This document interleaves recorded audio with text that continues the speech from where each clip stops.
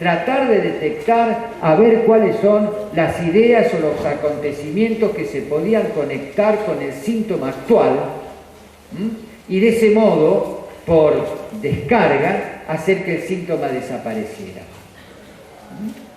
Ya no persigue eso, sino que deja hablar, ya no direcciona para encontrar aquello que está expulsado de la conciencia, que puede estar de algún modo reprimido, y en ese dejar hablar, es cada uno, cada sujeto habla y habla de su historia, habla de aquello que se le ocurre, y dentro de esas ocurrencias se encuentra con que habitualmente aparecen los relatos de sueños. En esas historias que cada uno se arma, en esos relatos casi míticos que cada uno tenemos sobre nosotros mismos, aparecen relatos de sueños. Y es a partir del estudio de los sueños que de algún modo en la historia del psicoanálisis queda dicho tal como Freud lo planteó. El estudio de los sueños es la vía real, la vía regia de acceso al inconsciente. Es a partir del estudio minucioso del fenómeno onírico cómo Freud puede ser una suerte de velador de uno de esos grandes misterios que recorren la historia de la humanidad, ¿no? El sueño, el fenómeno onírico. Y es como de algún modo llega a ofrecer una interpretación del sueño. Y va a decir que el sueño es un producto psíquico como cualquier otro, y estas particularidades que tiene, por las cuales se muestra, es consecuencia de que el sueño viene a mostrar, viene a decir alguna palabra que está enganchado con deseos inconscientes. El sueño es un producto que aparece en la conciencia no de la vigilia, sino en la conciencia del sueño, en la conciencia del durmiente. Qué paradoja, ¿no? Cuando dormimos, supuestamente aparece algo que tiene más que ver con nuestra verdad que otra cosa. Cuando estamos despiertos, como ahora, estamos tan colgados de cosas externas que por allí no tenemos contacto con esa palabra deformada, transformada, que viene de lo más sustancial de nuestro propio ser. Bien, cuando la conciencia y todo el acceso a la motilidad está deprimida, porque estamos en posición durmiente, pero estamos perfectamente vivos, ¿no? Nuestro ser sigue trabajando. En ese estado, algo de una palabra que tiene que ver sustancialmente con la verdad de cada uno, se muestra de un modo oscuro, se muestra de un modo deformado, se muestra desplazando los centros de interés, se muestra como una imagen por el proceso primario que rige el funcionamiento del sistema inconsciente. Las palabras son tratadas en su estructura material y no en su significado. Entonces las palabras son tratadas casi en su materialidad y expresadas como imágenes.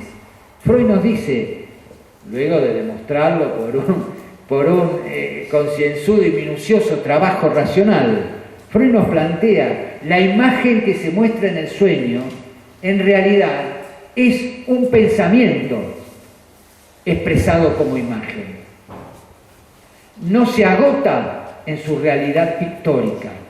La imagen que se nos muestra en el sueño es similar a aquella imagen del jeroglífico. Cuando sabemos que en el jeroglífico está representado un halcón sobre el techo de una casa, no está queriendo decir o no está queriendo remitir a un nido de aves arriba de la casa de no sé dónde, o a un criadero de aves. Cada una de esas figuras, el techo, la canoa, las ondas, el halcón,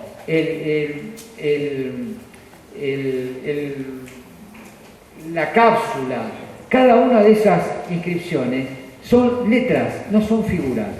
Desde el momento en que Champollion encontró que eso eran letras y pudo rearmar las leyes, bueno, se pudo abrir todo el misterio de Egipto, ¿verdad?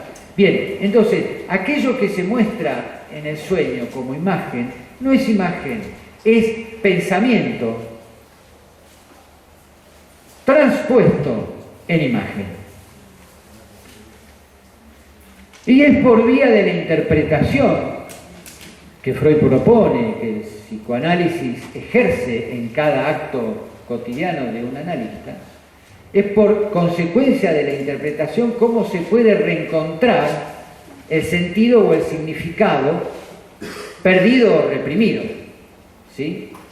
Entonces el sueño es una formación que nos está informando sobre algo que toca la verdad de nuestro ser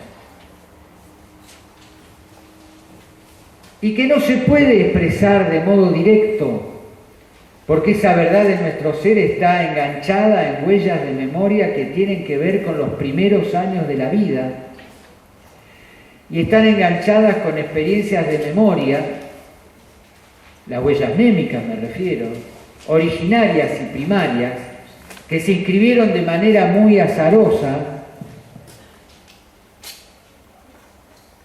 aun cuando no disponíamos de la palabra. Ustedes piensen que recién nos empezamos a conectar con el ejercicio de la palabra a partir de los 2 años y medio, de los 3 años. Y antes también existimos y vivimos, Vivimos desde el momento en que nos traen a la vida. Y desde el momento en que nos traen a la vida, postula Freud, el sistema de memoria inconsciente recibe registros. Y recibe registros muy primarios, que pasan por huellas visuales o no visuales, huellas sensitivas, que van forjando las capas más primarias de la memoria. Capas que serán primarias, que serán antiguas, pero que nunca pasan a estar borradas. Es una memoria que nunca se cancela. Una premisa del sistema inconsciente freudiano es que es un sistema hipernémico. Las huellas de memoria no se pierden. Las huellas de memoria podrán tener efectos o no, pero siempre van a permanecer allí indelebles. No se borran la memoria inconsciente. Entonces, bien, el sueño, como el síntoma, como el lapsus, como el error de palabra, en fin, como toda una serie, el chiste mismo, como todas las formaciones de palabra, son formaciones del inconsciente, son modos como el inconsciente, de modo desplazado, de modo condensado, se muestra. ¿Se muestra para qué? Y se muestra ¿ante quién? Se muestra para decir, punto. Se muestra y dice. ¿A quién le dice básicamente? Al sujeto. El inconsciente es un discurso que nos habita, que está en lo más íntimo, que es lo más íntimo de nuestro propio ser, que está reprimido, que forma parte de nuestro ser olvidado, de nuestro ser desatendido, como ustedes quieran decir, de nuestro ser con el cual creemos que nada tenemos que ver, entonces que lo consideramos un extraño, pero que paradójicamente y sustancialmente, esto mismo que consideramos un extraño, es algo que nos constituye en nuestra más esencial intimidad. El motor del inconsciente freudiano es, como bien lo dice Freud, el deseo inconsciente. ¿Y cómo define Freud al deseo inconsciente? No solo en los términos de la demanda, es decir, tengo ganas de... No.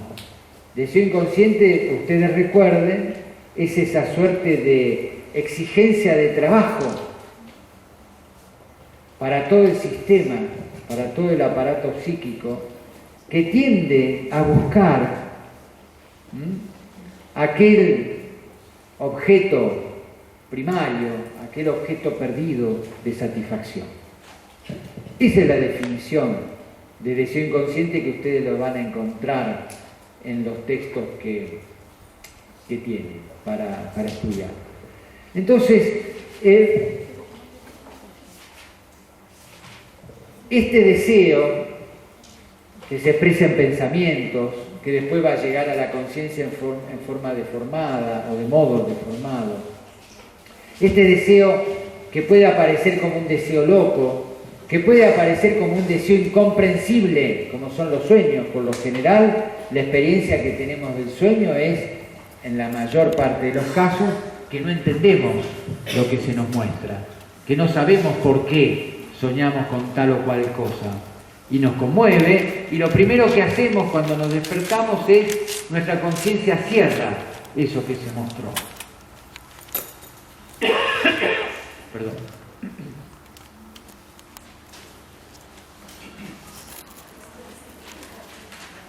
Aquello que se muestra cuando menos nos proponemos y nos toma de sorpresa y conmueve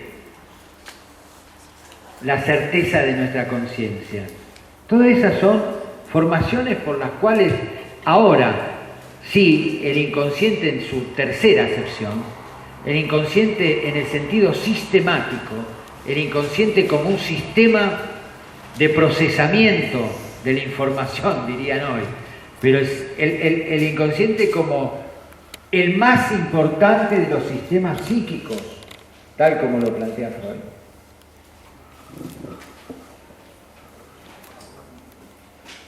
Que funciona con principios propios, diferentes a los modos de funcionamiento de la conciencia, y que Freud caracteriza como proceso primario, y que por lo tanto se trabaja como si fuese un dialecto especial que habita en la más íntimo de nuestro idioma, y aparece siempre generando un efecto disruptivo, un efecto de asombro, un efecto de incomodidad, un efecto de perplejidad, un efecto de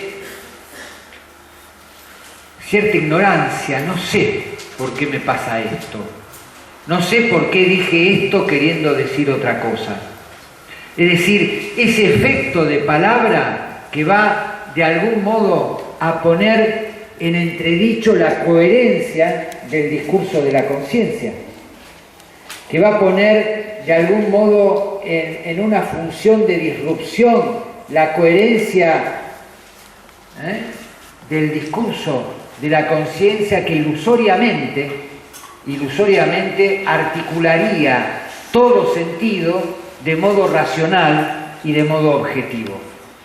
Esta certeza con la cual nos manejamos, y es una certeza que necesariamente debe funcionar para que nos manejemos en relación con el otro y en relación con el mundo, la certeza de la propia identidad, la certeza de que las coordenadas del mundo son coordenadas espacio-temporales que funcionan de una determinada manera y no de otra. Estas certezas son construcciones secundarias. Estas certezas son aquellas consecuencias de lo que Freud plantea el proceso secundario, la identidad, la no